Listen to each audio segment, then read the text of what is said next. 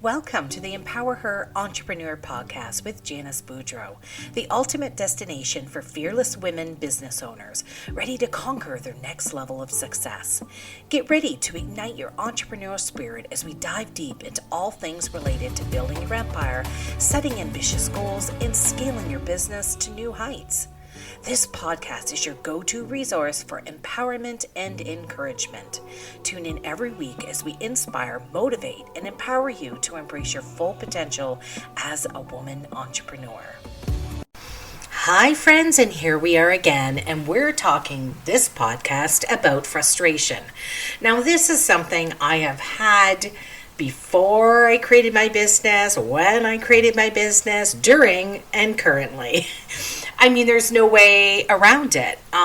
It's a human emotion and it happens. But I know for me, frustration is something that I've really got a hold of, and I've changed my whole perspective on it. Instead of it burying me, you'll notice with successful people or people who have scaled their businesses, they know exactly what the heck they're going to do with their frustration. So certainly navigating the journey of entrepreneurship, particularly in niche areas, like myself, I'm in foot care. It depends what business you're in. It brings its own set of challenges and inevitably frustrations, possibly many frustrations. These moments of difficulty stem from various sources at any given time and can manifest in so many numerous ways, impacting both the personal well-being of ourselves as entrepreneurs and, of course, the health of our business. So let's dive into the ways frustration appears and explore some strategies to overcome these hurdles, ensuring they don't impede your progress towards success. So sources and manifestations of frustration. Let's talk about it a little bit. Some of the things as entrepreneurs that just get under our skin, keep us up at night. Yes, I am that person, and I know because my staff, I think of poor Jewel, my business manager, and even Michelle, when they're getting emails from me at 3 a.m., because God knows that's when I can work the best. I often, as an entrepreneur, can work odd hours covering different aspects of my business. I'm definitely trying to get better at that with work-life balance. That'll be the day that you don't see something come out on a holiday from me. But I've got way better. I don't text anymore. I just use emails. But that's for me where you can almost see where I'm starting. I have a frustration or something's occurring with me that I'm worrying about, or not worrying, but looking into something that's got under me. So anyway, as an entrepreneur, what are some of the sources and how are they manifesting? One could be market saturation. It depends what industry you're in, but in the foot care industry, entrepreneurs might face really stiff competition, making it hard to carve out a unique value proposition. Saturation can lead to frustrations related to gaining new clients or expanding the business. What it means is for a lot of us starting our businesses, you're probably not the only one. I mean, if you're a nurse running a spa, like me, I run a foot care business. You're dealing with how am I going to edge up on the competition. I am very happy to say, I almost want to pat myself on the back. That's not a concern for us. I don't at all have frustration with that. I did list it on the list though, because when you're starting out, it's a lot more difficult.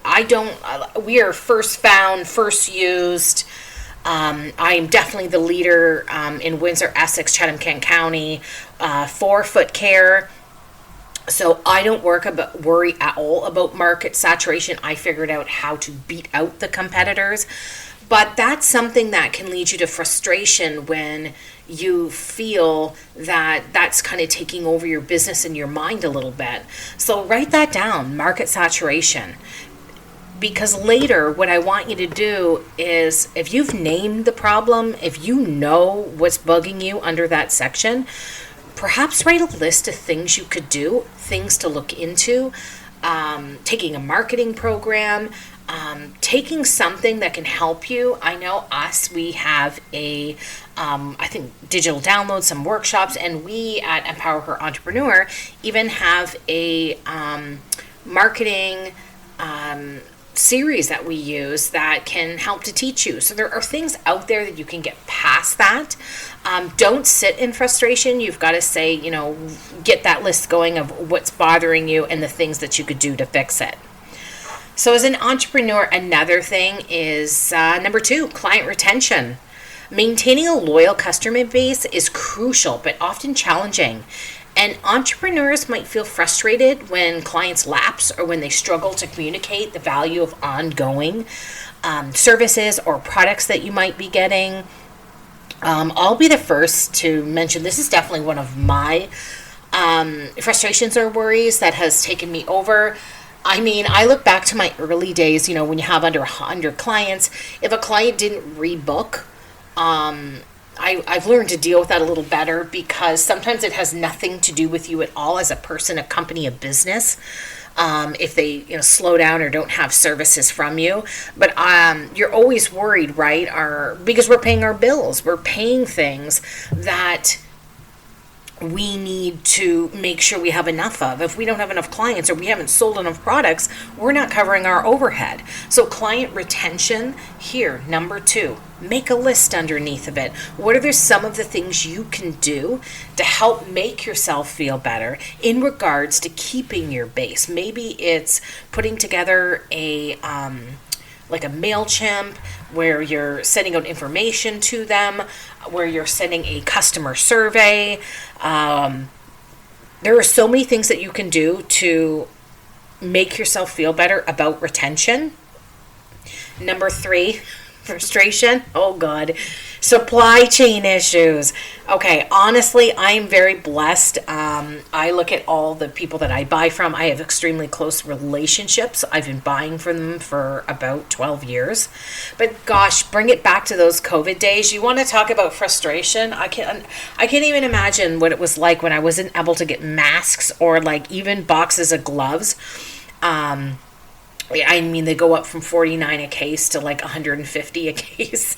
So those are the things that can lead to frustration. One of the things I've helped myself with the whole supply chain is having a list of all of things I need for my services, or maybe it's a list of the products that you sell, who you're buying it from.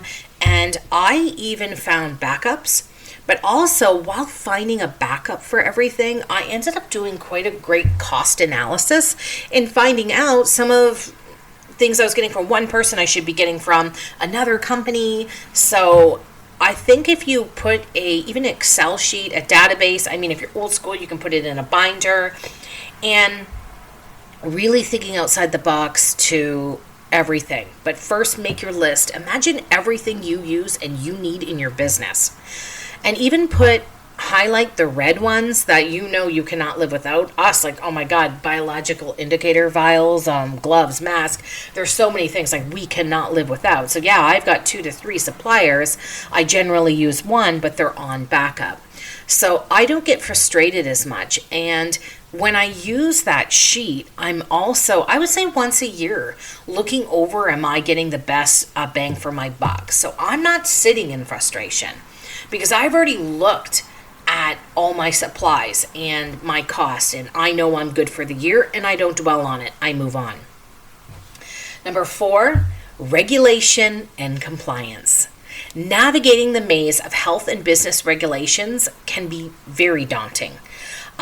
It could be, like I said, it's not even just those regulations. You could be in providing legal services, you can be providing SAW services, you can be providing any type of services, and there are absolutely regulations. It could be just even for your community. It can be very hard to deal with, especially if you're a new entrepreneur. And updates or changes in these regulations can create additional layers of complexity for you. So I would definitely say for myself, I'm always trying to check in. If you would even, I would say, probably every 6 months, and utilize your calendar and put a regulation and compliance check into your system and get a list going. What things do you need to make sure? This could be if you have a clinic, insurance, fire. For myself, I deal with the public health unit. This could be your professional fees. Do a check that you have everything in order. For us, I mean, our practitioners have extra insurance, would be like RNA, VRPN. It could be many different things. Make a list of your regulation and compliance issues, things that you regularly need to check. Instead of going all spastic about it, once I had everything in order, I basically put it on my calendar for another 6-month review. The chances of something really happening too much are pretty slim. But I also have an amazing relationship with suppliers and people I deal with who are constantly giving me, kind of tips of the trade when something is changing. So these are things that, instead of sitting in frustration what's happening, get the information. There's also courses out there. One of the things we offer is like forms, policies, procedures, different things like that. I deal with a lot of entrepreneurs that I'm noticing are just all over the place, and they don't have the time or tenacity to put together their procedures and the things that they need to be doing to be able to run their business. So one of those, we provide them. I mean, for us, we even have reprocessing binder that it's ready to go for them. Everything from their logs to what is required by public health. We have employee handbooks. These are all different things. But you need to maybe list what regulation and compliant things and go from there. 5. Okay, this is my ultimate. I'm not going to lie. If I had to say the most frustrating thing I've experienced while being an entrepreneurial and running a business is staffing. Is hiring a skilled staff, training them, and maintaining a motivated team is a constant challenge. Entrepreneurs, we can face frustration when dealing with staff turnover or skill gaps. I think the biggest thing for me in regards to this, and for you also, whether you be hiring your first person or your 10th person, is it's not about us. It's not about anything we did. There are so many things going on in an individual's mind, in their life, in their finances. I had thought, my God, I felt I'm having a lot of turnover. But you know what? Often turnover comes from people that have had a lot of jobs. I really realized that some of the people who've come and gone and went from me are, the red flags were there, the different things. So I've taken that onus off myself. And sometimes for us, staffing, you got to realize that not everybody is a perfect match or a perfect fit. You're dealing with all sorts of different personalities. So for staffing, how I've got it now, oh my God, I would say the last 2 years, we have the most amazing hiring process, and it's written down. It's an actual policy and procedure that between myself, my clinical manager, and my business manager, we have a really great way to hire. We've actually got into the nitty-gritty of figuring out who are we bringing on before we even bring them into our office. There is a long list of pre-interview questions. We're getting into knowing them, to understanding them. And we no longer sell my company. I don't have to sell you working. You're going to sell yourself to me. And that's a good place to be when you're staffing. I run one of the best foot care companies in Canada. So instead of, I think sometimes our staffing for myself, I had to figure out what being a boss really meant, what it entailed. I should say an owner. Because I've always been a boss of a large amount. My previous position, I was a boss of 72 people. But I wasn't an owner. So it's a whole different feeling when you're the owner and you're getting the profit from it. So you can't understand why somebody only, wants to work half a day and takes off, or, endless sick days, or they think they're in charge of what they're doing rather than their company. I've seen so many things. Honest to God, I think one day I'm going to write a book on some of the insane things definitely I have seen. But I've gotten past that, and now I would say this last year, staffing the company has been such an amazing experience. We know when to get rid of people quickly.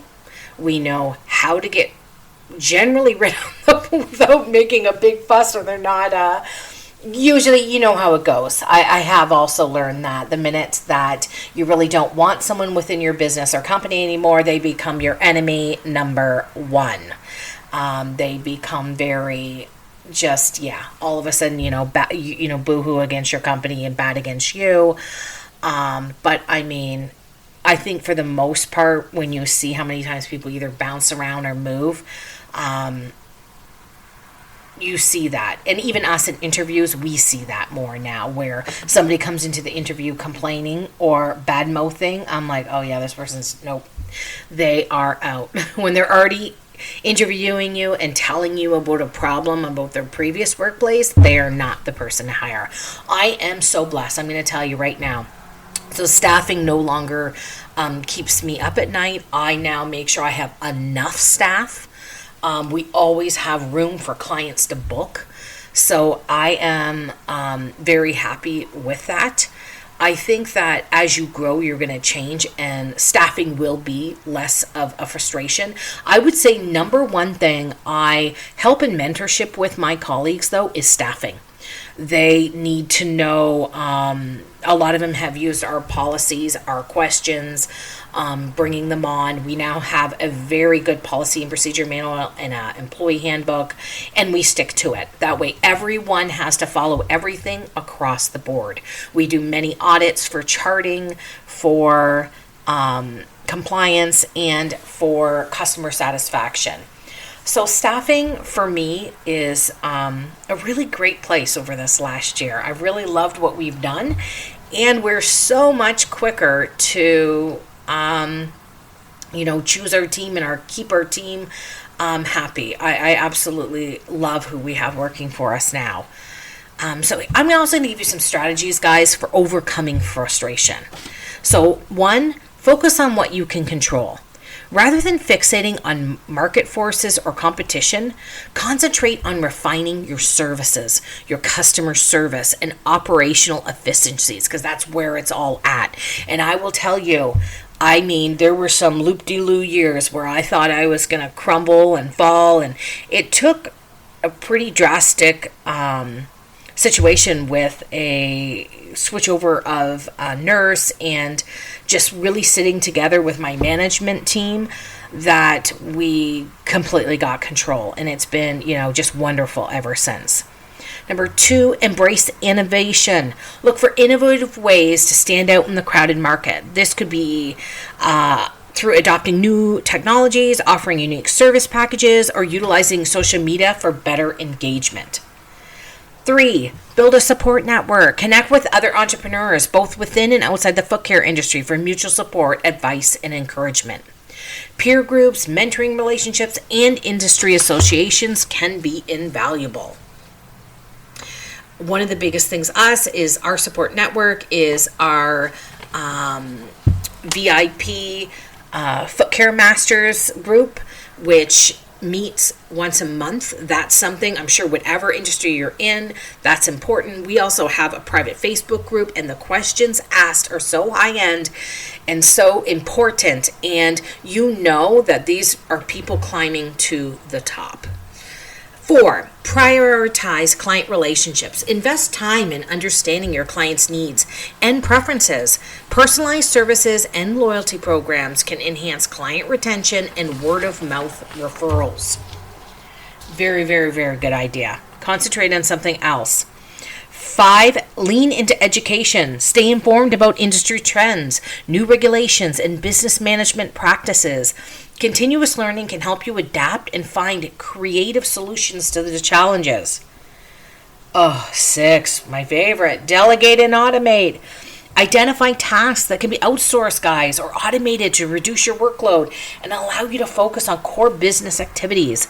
This might mean hiring a part-time bookkeeper or using software, Canva, Pictory, to manage appointments and inventory and social media. There's so much out there. 7, wellness and mindset. Cultivate a positive mindset and resilience by prioritizing your mental and physical health.